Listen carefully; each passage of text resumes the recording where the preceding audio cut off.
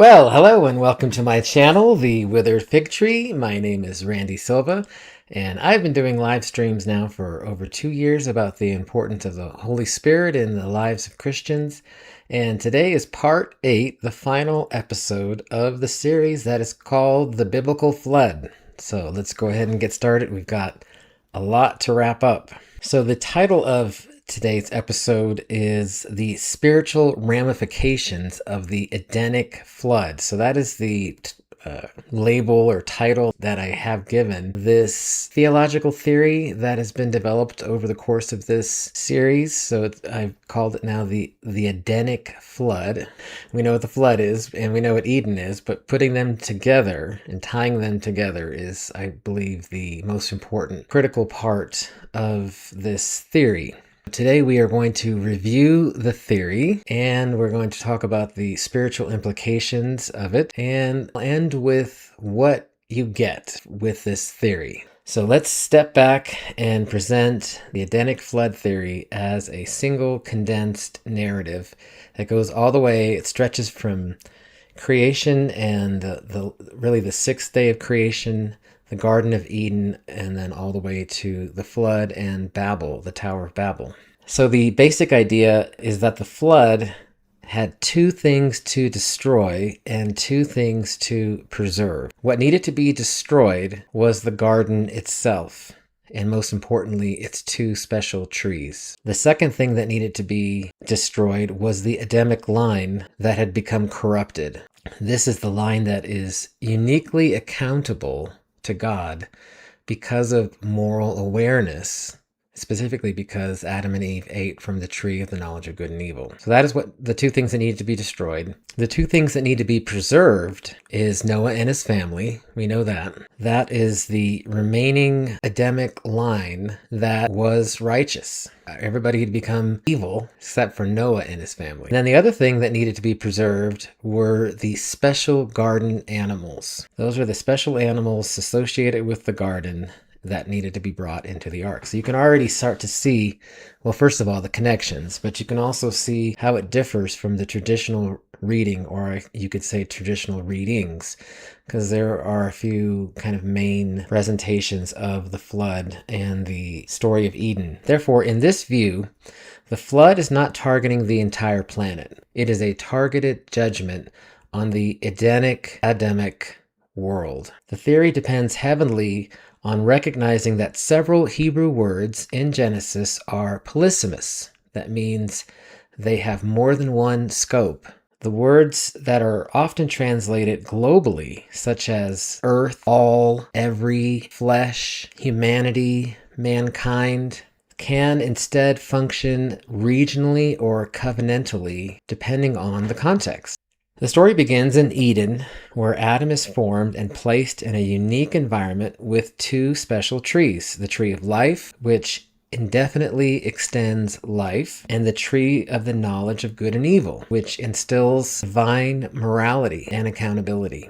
Adam is given a direct command concerning that second tree, which introduces moral accountability. So now he has at least one command to follow. God then determines that it is not good for Adam to be alone and sets out to make a suitable helper for him. Besides gardening, God doesn't give the purpose of Adam, but I believe it goes far beyond just being a simple gardener. In many English translations, Genesis 2:19 reads, "Now the Lord God had formed out of the ground all the wild animals." However, the word that's in there, "had formed," is supplied by translators and is not explicitly present in the Hebrew text. A more straightforward reading is simply, "God formed the animals." This makes the animals part of the suitable helper narrative itself rather than a callback to an earlier creation account, namely day 5 and the early part of day 6. The animals, despite their uniqueness, were ultimately not strong enough candidates for the purpose God intended. God therefore creates Eve directly from Adam, establishing a distinct Adamic line set apart from the animals and uniquely suited to fulfill God's purpose for humanity within the garden. The serpent's temptation then becomes the pivotal event of the narrative. Whether motivated by jealousy after being passed over in the search for a suitable helper, rebellion against God's purposes, or some other unknown reason, he successfully manipulates Eve, who in turn influences Adam, who had just been standing there apparently while his wife spoke to the serpent. Following their disobedience, the couple is expelled from the garden and prevented from accessing the tree of life. Eve is subsequently called the mother of all living. Traditionally, this phrase is understood to refer to all humanity. Within the Edenic Flood framework, and also afforded by the Hebrew language, the wording points more specifically to the Adamic line. The line uniquely associated with the knowledge of good and evil, and therefore possessing a distinct moral awareness and accountability. After their expulsion from the garden, Adam and Eve likely settle nearby. While the text does not explicitly state this, it is both permitted by the narrative and a natural assumption. They have two sons, Cain and Abel, but tragedy quickly follows. Cain murders his brother, perhaps because he could not properly handle the moral awareness associated with the knowledge of good and evil that came to him as he matured. Possibility hinted at by God's warning to Adam in the Garden of Eden. Cain's punishment is a further exile away from both the garden and his family, which is now just Adam and Eve. At this point, the narrative introduces another intriguing possibility. Cain fears being killed by others, despite no other people having yet been mentioned outside his immediate family. God marks him for protection, but Cain nevertheless departs. He finds a wife, and he later builds a city. He goes to the land of Nod, which means wanderer. These details fit naturally within the existence of ordinary human populations beyond and outside of the garden. Populations that may have been indirectly referenced earlier in Genesis chapter 1, verses 26 through 28, the second half of day 6, when God creates humanity, male and female, he created them in his image, is what it says. This reading treats the garden narrative of Genesis 2 as a separate divine intervention from the creation of humanity in Genesis chapter 1, one that may have occurred centuries or even millennia later. So you could have had the creation of humanity in general, maybe, let's say, 100,000 years ago. But then the creation of the garden could have been much more recent. Cain's line then develops independently from the line of Seth. While Genesis 5 primarily follows Seth's genealogy from Adam to Noah, Genesis 6 returns to the growing interaction between these distinct groups. We encounter three categories of people: the sons of God, the daughters of humans, and the Nephilim. Rather than viewing these references to angels, which comes from the book of Enoch, all humanity, or mythical giants, which came much later, even after the book of Enoch, the Edenic Flood framework understands them as three groups already present in the narrative. The sons of God are the Adamic line, descended through Seth. The daughters of humans are ordinary human women from outside that line. And the Nephilim are descendants of Cain, and possibly Seth descendants who left that area, but we know for sure that Cain left the area. So the Nephilim are descendants of Cain, representing a hybrid mixture of the Adamic and ordinary human populations. Now we come to the primary reason of the flood. The Adamic line, with its unique moral capacity and accountability, proves God's warning in Genesis 2 to be true. Humanity cannot properly handle the knowledge of good and evil. As the generations pass, they become increasingly corrupt until every inclination of their thoughts is directed towards evil.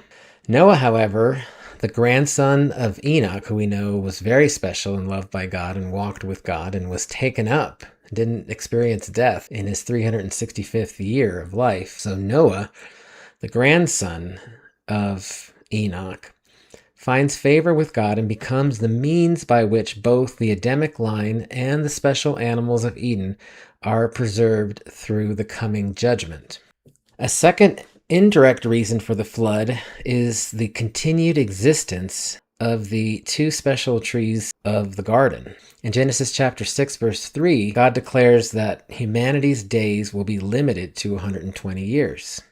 Yet the tree of life still represents the possibility of extended life, which the short access that Adam and Eve had to that tree apparently allowed them to live for over 900 years, up to 1,000 years. Okay, so yet the tree of life still represents the possibility of extended life, while the tree of the knowledge of good and evil still represents the spread of that same moral awareness that had already corrupted the Adamic line. The destruction of the garden, therefore, removes both risks, leaving only Noah's descendants with this unique moral awareness, though they continue to experience unusually long lifespans for roughly around another 10 generations. The remainder of the flood narrative is largely taken at face value. The dimensions of the ark are highly specific, as are the details of its ventilated roof and the chronology of the flood itself, so how the flood goes along. The Edenic Flood framework does not require these details to be allegorized or reinterpreted. The primary proposal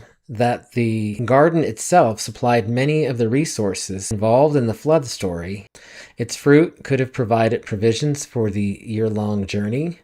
Its trees furnished the special but now lost to time gopher wood, which would have to have been very strong, resilient wood used in the ark's construction, and its unique animals, or their descendants, were the animal occupants preserved aboard the ark. Likewise, the spring described in Genesis 2 that watered the garden and gave rise to 4 major rivers could have become the springs that burst forth, contributing to the waters alongside the prolonged rains. The Edenic Flood Theory also suggests several additional distinctions. The ark was not a sailing vessel with a keel and rudder and curved components, as is often represented in pictures, but I believe it was just a large box designed simply to float, to be lifted by waters, and drift with the currents and wind.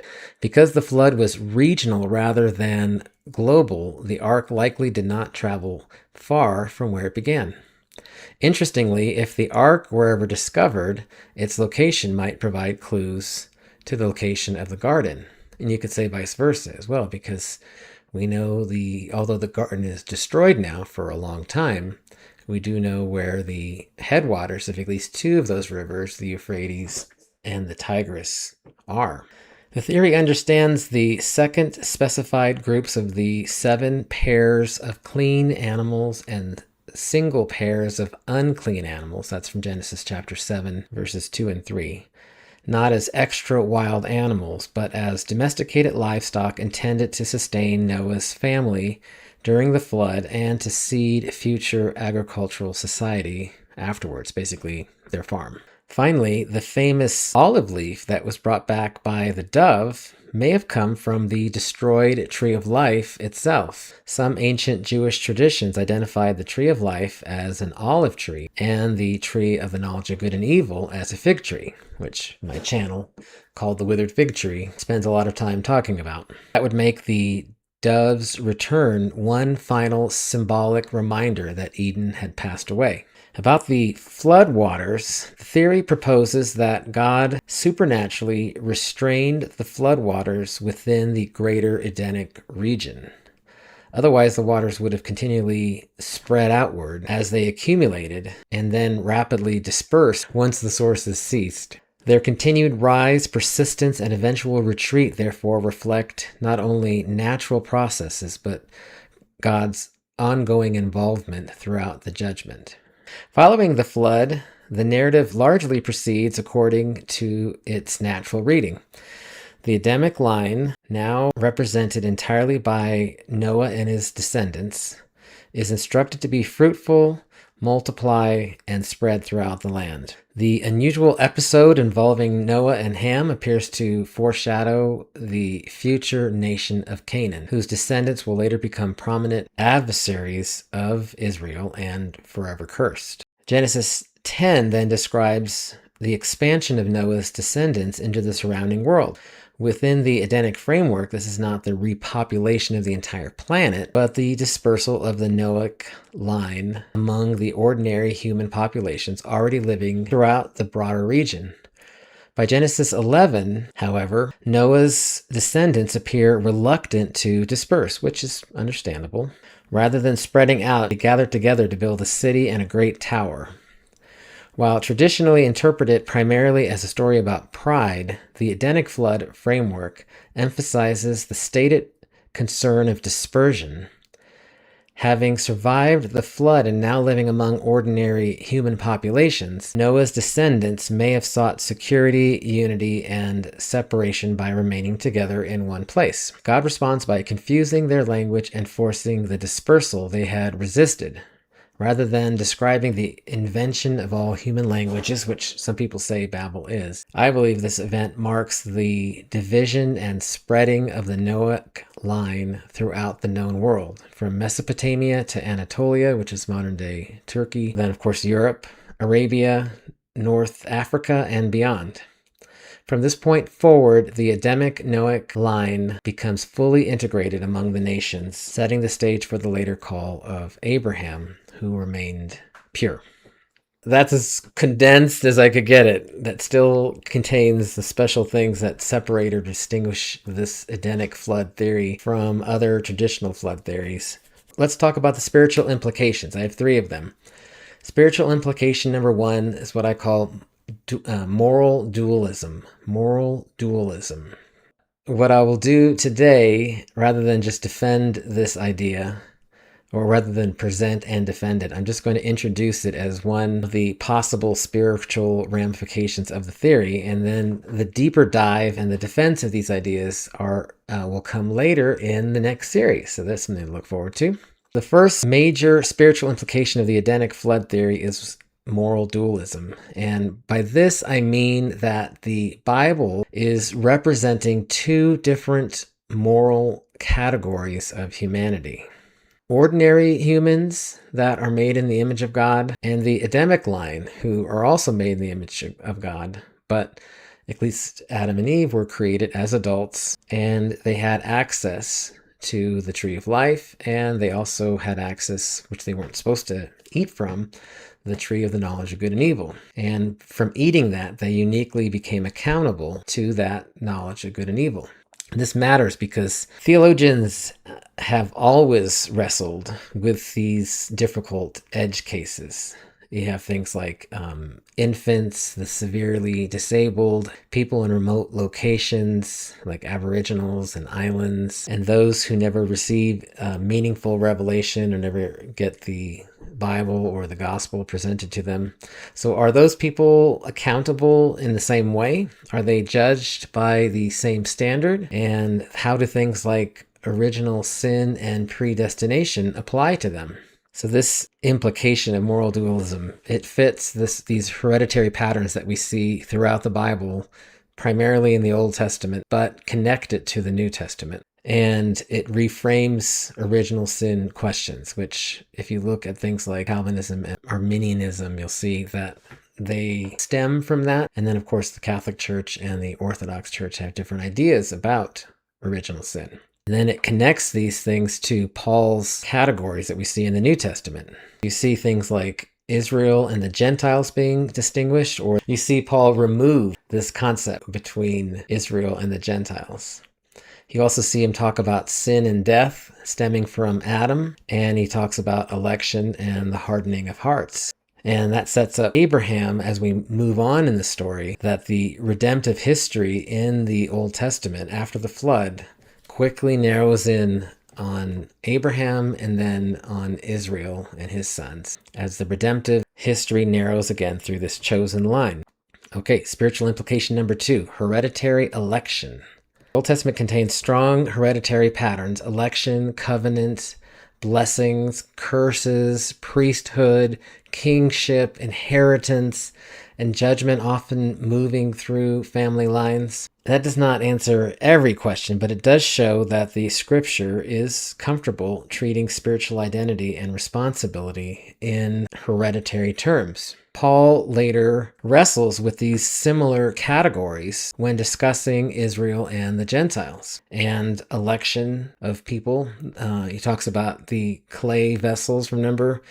Vessels of mercy and wrath, and vessels of noble and common purposes. God's sovereign right to shape redemptive history. Within the Edenic Flood framework, these concepts may not begin with abstract Calvinism or Arminianism, but with the biblical story itself.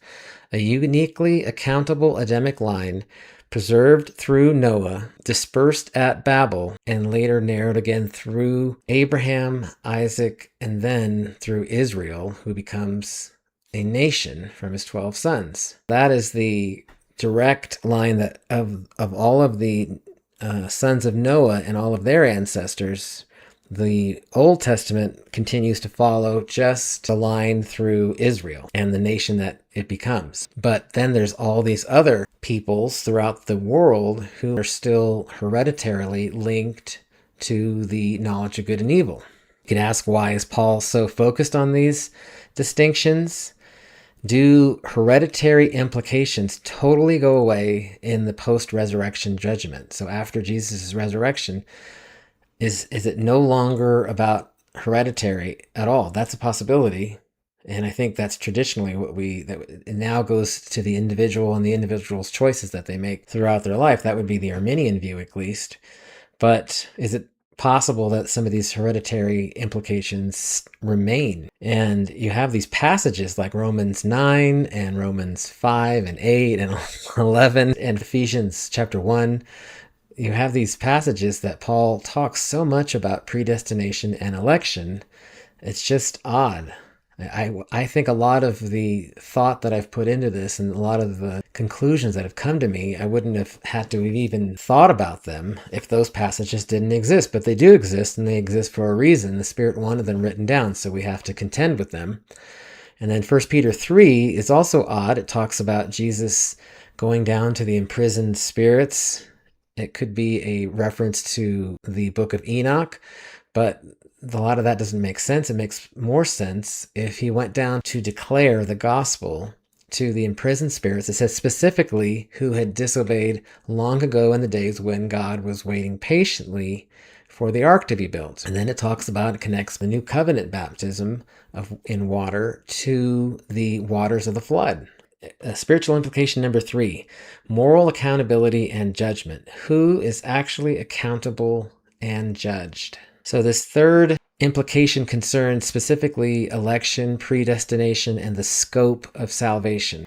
One of the things that has always troubled interpreters of the Bible is that the Bible story is incredibly narrow. And rather than following all humanity, it repeatedly focuses on a single hereditary line. Within the Adamic framework, election may be understood first as God's preservation and guidance of this particular lineage throughout history. This does not eliminate, though, questions of individual salvation, but it may explain why Paul spends so much time discussing Israel, Gentiles, election, hardening, and God's sovereign purposes. It also raises an uncomfortable but important question. If the Bible is primarily tracking one morally accountable lineage, what does that imply about the vast numbers of people who existed outside that lineage and outside that narrative? Rather than answering that question today, like I said, I just simply want to suggest that the Edenic Flood framework may provide a new way of approaching that. And that could explain a lot of these things that are just very difficult to try to comprehend and explain about original sin, inherited guilt and condition, and moral awareness. Predestination questions will look different because you have this historical election, so it's not arbitrary. It's not based on just a person's choices or their heart condition, but it still may be. And then also this idea of, in the Old Testament, you have corporate sin, corporate judgment, versus individuals. And so in most traditional interpretations, you go straight from the old covenant of corporate groups to new covenant individuals, but perhaps some of those groups still remain as far as judgment and condemnation is concerned. I wanted to stress that I would not normally gravitate towards hereditary explanations. In fact, I would probably never have even pursued this line of reasoning had Paul not repeatedly forced me to wrestle with election, Israel, Gentiles, and God's sovereign purposes in history. And I wouldn't emphasize these hereditary distinctions had the Bible itself not repeatedly done so. Scripture continually advances through chosen lineages and family lines. I want to talk at the end briefly about what the Edenic Flood Theory gets you, because that's also part of what, I guess you'd say, how I started thinking about this initially was, boy, in the very beginning, I just thought about, was the flood global or local? That's kind of the only two traditions that exist right now, and neither of those fit well within even just the Bible scope, but also certainly within the scope of science and what archaeology and geology have discovered, and the timescales of those things. This theory, some of the things it gets you is it preserves the realism of the flood narrative. So you have all kinds of things that are very specific, like the ark's dimensions, its chronology, the logistics of the animals, and so forth. And Noah and the flood remain historical. That was one of the criteria, was that the flood narrative is treated as real. So this also has accommodations to human origins evidence. So because you have humanity outside the garden, that leads to multiple human populations before Adam and perhaps way before Adam. And it also would allow for different types of hominids or near hominids or missing links or so forth. They still, as I said in the beginning, believe in a theistic evolution. So I don't believe things just happened, insert a billion years here. But I don't believe in the early young Earth, that everything happened in 6 days and that the Earth is young and only 6,000 years.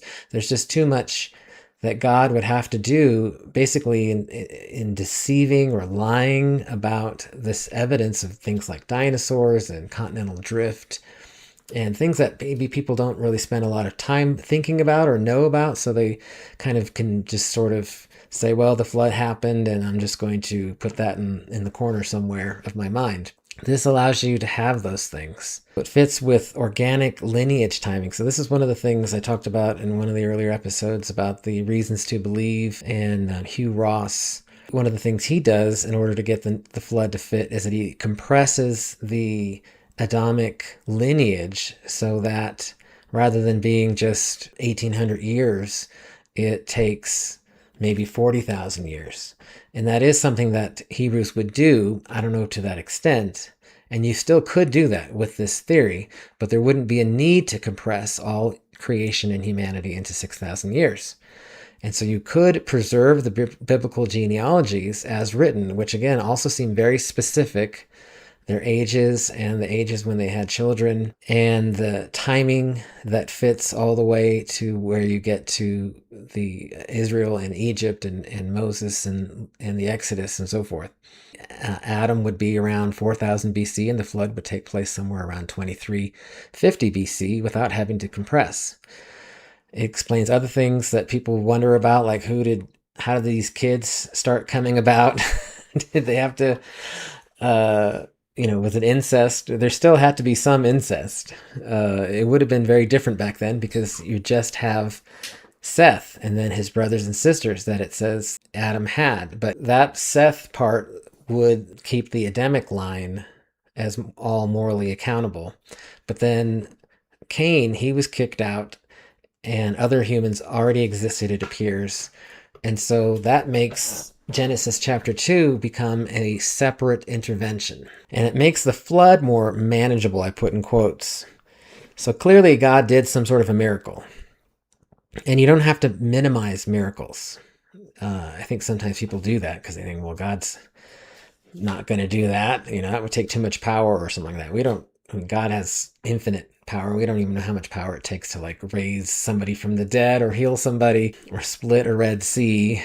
by minimizing some of the aspects of the flood, it makes it easier to understand and also explain the evidence or lack thereof. In this flood narrative, you have the Edenic Flood Theory. You have regional resources from the garden and the animals that needed to be saved. You have far fewer required miracles than a global or human-wide flood.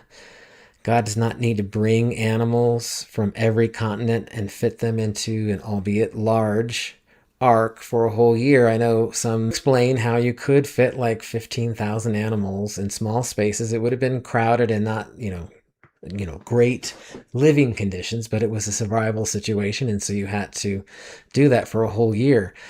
But you still have all kinds of problems with dung and urine and ammonia and things like that, and just feeding them, even when you take into account the survival aspect of it. If it's just the animals from the garden and the animals and some farm domesticated animals, they still need a large space, but it makes it much more tenable.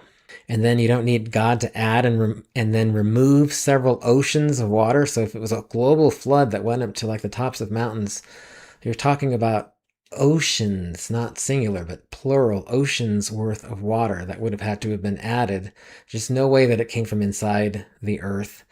God would have had to have miraculously done that. He could, but that's what he would have had to have done. He would have had to have added all this water to the earth and then removed it. Instead, God contains a regional flood for roughly a year, and God miraculously intervenes for the direct purpose of destroying the two trees and the corrupt Adamic line, which didn't include Noah because he wasn't corrupt. He was a part of the line, but not corrupt.